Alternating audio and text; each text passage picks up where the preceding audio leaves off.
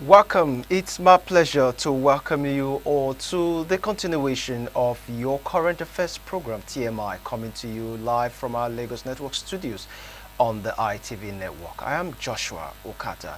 It's Monday 5th, and our focus today is centered on the NANS controversy with respect to the assault carried out on the leadership of the National Union of Students on the person of Mr. Atiku Issa, an attack attributed or having sponsored as alleged by the person of Sheyi Tinubu. And this is a reaction that Nigerians have already been pouring as at yesterday. What's your take on this? Well, to have this conversation with me this morning, I am being joined by Mr. Taiwo Hassan Soweto. He is the national spokesperson, Youth Rights Campaign, YRC. Good morning, Mr. Taiwo. Thank you so much for joining us. Yes, thanks for having me. Good morning. Now, my question to you is, what is it about this controversy? The 2027 general election is not here yet. I mean, we still have about 2 years from now. Yes. So what is this tussle about, as it were, laundering the image of the presidency that has led to this controversy between the National Union of Students and, of course, Sheyi Tinubu, who is in the eye of the storm? Well, I think your question already pinpoints what the problem is all about. Because ordinarily, the question of a forthcoming election should not even be an issue when it comes to talking about a student organization. When you're talking about a student organization now, given the current crisis you have in the education sector, with students paying, through their noses, for school fees, with the current controversy even about the student loan and all of that, we would expect that when the name of NANS comes into the news, that you'll be talking about advocacy that they are carrying out to defend the interests of their members, to try and fight, but for better funding of education. But it's a sign, of the generation of the movement, of how the leadership of NANS have turned the organization into a money-making venture, into a platform to support different sessions of the ruling elite. That's why, we could even begin to talk about whether or not the coming election is part of the contest around which all of this crisis is breaking out. And it's very, very sad because given the history of the organization, given, so how much blood and sweat have been expended by previous generations of student leaders to build this organization, to give it the kind of reputation it has had over the years. It's very, very sad about, what we are hearing. And the unfortunate thing is that, both sides to the dispute cannot even legitimately claim to represent the interests of Nigerian students. And I say this, with all sense of responsibility. As a former NANS member myself, as somebody who spent 10 years in the student movement, who even contested for some NANS positions in the past, I think I have quite an authority to be able to speak to this issue and to say that those who claim to be leaders of the movement today, the two sides of the dispute, whether the person that was beaten or the other person who, allegedly carried out, the assault, neither of them can legitimately say that they represent, the interests of students. These are old people who in many ways, do not have the same, do not share anything, with the Nigerian undergraduate.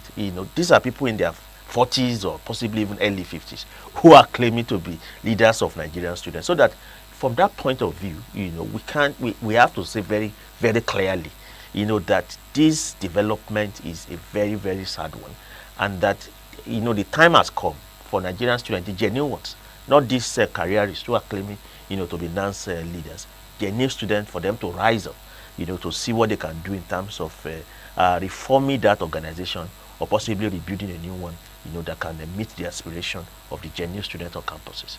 All right, before we delve into the issue of the assault, you made mention of the kind of unionism we have today in the institute, where people have decided to carve out a niche for themselves for, a profit end. You talked about the issue of going into money-making ventures, yeah, with political, state actors and non-state actors as regards the 2027 election.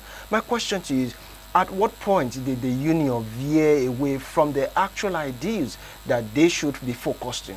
You talked about the issue of the student loan, which has become more like, a mirage, so to speak, Yeah. because some students are even unable to be able to access the loan Yeah. in spite of the rigors they've gone so far. Yeah. We're not seeing union leaders taking this bold step to be able to make this step possible for them. We are hearing issues that has to do with laundering the image of the president as regards 2027. At what point did they veer away from the actual focus that they should have as a leadership? Yeah, I mean that happened quite a long time ago. I mean in the mid 90s really, and that is part of the legacy of Ibrahim Babangida administration in this country. You know, under his administration, he made effort to try and decapitate the NANS, the student movement, because of its radicalism. So what you had was that the radical sections of the leadership of NANS were attacked, many of them killed, some suspended and expelled, and then others were just, given bribes in order to carry out the, agenda of the regime at that time for the student movement. That was the period when NANS leaders, student unions were given buses by the federal government, all in an attempt, to make them very pliant, to the agenda of that regime, to for the agenda of Babangida at that time to become a life president. And of course, afterward, we all knew what happened with June 12 and all of that. So with that situation, under the Babangida regime, it just, it opened a dam, which meant that right from that period and up to now, you have had, NANS nose diving, and it's never been this bad, because even in the mid 90s, you could still say that despite what I've said, there was still some, modicum of decency among student leaders. But right now, decency is out of the room. You now have student union government instead of student union, leadership on campuses. You now have president, having, entourage around them. You now have NANS leaders, having luxurious vehicles, NANS 001, NANS 002. And these are supposed to be undergraduate students, who are supposed to, be part of, who are supposed to share in the pains and the agony of ordinary students in this country. But rather, these people are living large, they are careerists, and how they get their money, is through patronage of political actors. In fact, NANS does not even collect dues anymore from students. There is no student over the last 20 years in this country, no undergraduate student, who can say that they paid NANS dues. So what that means, therefore, is that for a whole historical period, NANS has been sustained, through money from political actors, different political parties, by their own leadership of NANS, and that's why every NANS convention always ends up in factionalization. Because nobody actually wants the organization, to be cohesive and united. But when it's united, that's when it can defend the right of students. Every political actors want a piece, a slice of the organization, just a structure of NANS that they can call their own, and obviously that they can use to mobilize for campaigns. They can use to carry out election rigging, ballot snatching, and all kinds of nefarious activities. And that's also why you have had, for a whole historical period, these cultist organizations sustained within NANS, because they are getting easy money for politicians, they are getting harms, and all of that. So that in the real sense of the word, what is happening in NANS today is an indictment on the capitalist ruling elite. It's an indictment on the ruling party. And I think that the accusations against Seyi Tinubu should not be taken lightly. He has to come out, to defend himself if he feels that he's innocent. But what we have seen really, is very clear that he's not innocent. We know what is happening even here in Lagos State. We know what is happening in other parts of the student movement across the country. The government is using everything to try and pull the movement under its wings. And it's not just Seyi Tinubu alone. The president's senior assistant on student matters, Asefa, is equally, one of the, one of the agents, who is carrying out this kind of agenda in the student movement, trying to ensure that NANS is not unified. The student movement is not able to be cohesive, to be able to defend, the right of the students. All right, now let's get into the crux of the matter. Seyi Tinubu is in the news again. And of course, not, to be said in a very palatable way, considering the alleged, the accusation that has been alleged on his name. We're talking about an individual who alleged that he was abducted on the 15th of April. He was also stripped naked, beaten to pulp, and his life being threatened. A very criminal, situation, so to speak, that has been traced, orchestrated to the person of Sheyi Tinubu. What's your take in all of this, considering the place he finds himself within the family of the president in this case? No, I think I mean, if what they say actually happened and is directly linked to him or to any of his agents within the movement, I think that that's a criminal, action that has taken place, which also requires a criminal prosecution. The security operatives have to respond to this, and this is possibly another test, for the Nigerian security agencies to show whether they're actually independent and they are beholden, to certain forces in power. Because I can imagine that if it was just any private citizen who was similarly accused, by anyone, that the police would have swung, into motion to intervene, possibly to invite that person for questioning or even to make an arrest. That this has not happened. The IGP has not spoken. It's a clear case, to show that the security agencies themselves are beholden to those in power. We have to demand that, and that's not to say that we believe the accusations against him, but that if an accusation has been made against somebody in public, and we see, video evidence, picture evidence of Facebook, on Twitter, showing, how that person was brutally beaten, then the proper thing is for security agencies, the police and co, to invite those who have been mentioned in order to actually be able to investigate and see whether those allegations are true. So I'm calling on the IGP to do that immediately. The second thing, of course, is to say that brutalization, stands condemned, because that is part of the reason why the NANS itself has become a platform where no genuine student activists, actually go to anymore. And that's because you have a lot of cultism, you have a lot of violence, that is embedded into the sinews, into the fabric of the organization. So that you can't hope to go to a NANS Senate meetings, for instance, and raise a motion. Because once that motion goes against the view of those of the powerful interest, then the next thing is that they are going to launch an attack on you. I myself have been a victim of that, at a certain period, in this country. So it stands condemned, the whole idea of utilizing violence to settle differences and to attack people. But I must also say very, very clearly that the individual has been beaten, or who claims he has been beaten, his own legitimacy itself, stands in contest. Because and his own motives also. How do you mean? Because this is someone who is just expressing himself Yeah. over the experience he went through. So Well, how do you think it's such a contested situation? I sympathize with him over his ordeal, and I make a demand again that the IGP must look into it and invite Sheyi Tinubu for questioning. But that is just an aspect of the issue, the attack on him. The other aspect of the issue, which concerns all of us as Nigerians and also former student leaders, is that you can't have that. It is grotesque. It is completely, disappointing to find an individual who is possibly over 40 years old on TV claiming to be a fashioner NANS president. We have to call a spade a spade. It is shameful.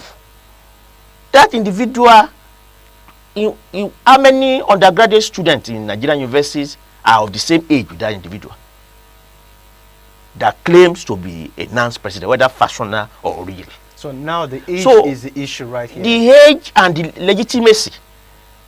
Because what happens is that many of these people, actually, the original time they went to school was 20 years ago. But they then find any means possible to remain in school by doing diploma, doing this, doing that. Usually they don't even go for masters. They just keep on piling one undergraduate study after another in order to remain within the campuses, so that they can be qualified to contest. And usually some of them also go from zone to zone, so that if NANS election is going to be zone to zone C or B in the next 1 year, if I was originally a student of University of Ibadan and I've graduated, I then go to write jam in Abakaliki or Damaturu University or so that I can use that as a basis to claim. So this is the perfidy, this is the corruption, this is the nonsense going on in NANS. And that individual who claims to have been attacked, appears to epitomize all of that perfidy. And we can't say because we sympathize with him because he has been beaten, to then completely ignore the fact that he is a caricature. He stands as a caricature of what a NANS leader or a NANS president should be. Larry Arubudade is alive today. He was NANS president in 1984, 83, 84. He was 21 years old. And he was an undergraduate student of Unife. Many who were student leaders or NANS leaders in the 70s, in the 80s. We knew their pedigree. They were undergraduate students. They were genuine students. And that is why they had a motive. They could respond to the yearnings of their members, because every of government anti-education policies also affected them. But if you are a student leader who is doing your 10th academic program in the university in order just to stay around to contest NANS election, if they increase fees, how does that concern you? It doesn't affect you because you are not in any way affected. All right. And that is the crisis we face in the movement today. In the midst of all of this, Nigerians have had their say, especially when it comes to such kind of assault that has been carried out on the person of Issa. Now, what's your take on the former Vice President, Atiku Abubakar, who has also waded into this matter, calling on Tinubu to rein into his family? And I'm going to put it verbatim. By means, he said he's calling on the president to rein into his family, which he feels that the son, in his case now, he's determined to purchase political loyalty for his father by any means possible. What's your take on this? My take is that, Atiku has just revealed the real hand behind what is happening. Because the reality is that there's everybody who calls himself a factional president in NANS. The only reason why they become they form a faction, is because they fail to get the endorsement of the ruling party. So they become a faction, and on that basis purchase the patronage of the opposition party or opposition parties. So by Atiku responding to a matter that concerns students, Atiku is not an undergraduate student, is he? Is he? So in how does any situation happening in NANS, how does it concern? But we're talking about an assault. But the only reason why he's responded, to attribute the statement of Atiku to be a movement that has been sponsored? No, what I'm saying is that by the opposition. What it means, therefore, is that this other individual is not as clean as he makes himself to be. But you don't have those facts. The only reason why you don't have those facts. So how would I you do just not I do not say have it on national TV? But I have benefits. This person is not clean. I have benefits of being an in-house person in this organization. I have benefits of being a former candidate for NANS Zone D coordinatorship years ago. He who alleges must prove. So that I know what happens, that there is no NANS factional president who does not have a patron in the opposition party. There is none. So are you saying that if Atiku has spoken out, president, as it were, is being sponsored by the opposition? Definitely. What proof do you have? I do not have any proof. So you cannot make such statement on air. But I've said it on you just have to retract a I statement. cannot. You cannot give a statement that you cannot back up. Because we have the benefit of history. It's like what EFCC says, and we must not behave like EFCC. All of us see fraudulent and corrupt politicians on our street every day. Don't we see them? Who are displaying in our faces the product of their theft. But if you shout, EFCC will say, what is your proof? But we know the proof. The proof remains the fact that we know these people. We knew who they were before they got into political office. 4 years after, we see what they have become. So that the absence of a proof does not mean that a crime has not been committed. That is what I'm trying to say. Until such has been substantiated, that is what it always remains an allegation. That is what the EFCC says. But we have the benefit of history, of knowing NANS. That is why no genuine person ventures into NANS contest. Do you know what it means to even go for a NANS convention? Do you know what it means to even become a candidate of NANS and go to a convention to contest? Do you know how much you have to spend bribing different student union leadership who are called senators? A NANS convention is as costly as an APC primary. election. So how can you vie in that kind of contest that is that expensive and you don't have patronage? It is not true. So that the mere fact that I have no whole concrete evidence to show that Atiku and this person are bosom friends does not invalidate the fact that he could not have gotten to the position he got to without patronage. That is the point I'm making. Now, let's go to the next question because we're pressed for time. Now, given the fact that a very huge allegation has been leveled on the person of Sheyi Tinubu, what do you think he should do? Because Nigerians were shocked at the fact that he only expressed mere surprise that an allegation of this nature is coming from against his person, and he calls it a defamation of character. Ordinarily, what do you think he should have done further to be able to redeem the image that is almost being lost as a result of this criminal act that has been leveled on him? Provided that he's truly innocent of the allegation. What anybody who is innocent of a charge would have done is to come out openly to debunk it and to explain very clearly how that allegation could not stand. Beyond that, what next? That is what there's nothing else to do. How about pressing for charges? If yes, maybe you could press for charge if you are truly innocent.